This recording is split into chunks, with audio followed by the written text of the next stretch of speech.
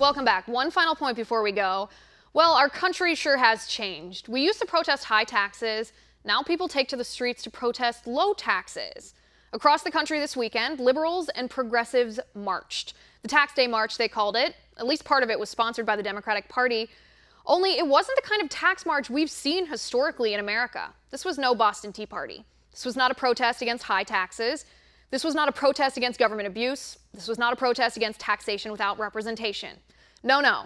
These liberals angrily took to the streets, marching and yelling, upset not about their own paychecks growing slimmer because of wasteful government spending, but angry because President Trump hasn't released his tax returns. How our country has changed. We fought for independence from the tyrant King George because he inflicted unreasonable taxes on us without us having any say in our own government.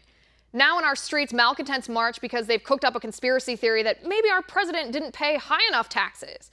Here's the thing.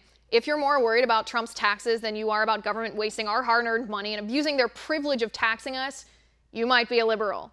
If you're more worried about Trump's tax returns than you are about the fact that we have to work 114 days into 2017 before we pay off our taxes from 2016, you might be a liberal.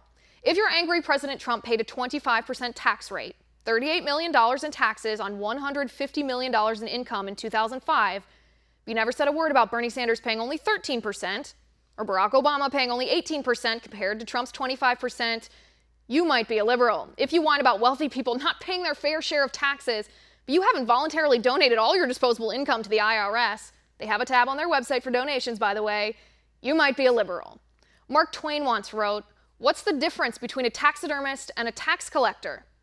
Taxidermist takes only your skin." Well, I'll take it one step further. If you take to the streets to protest President Trump's tax returns, but you can't tell me how much money the government taxed we the people in 2016, you might be a liberal.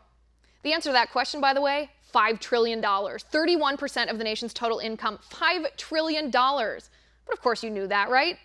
Let me just leave the marchers with this. If the American people cared about Trump's tax returns, would they have voted for him in the first place?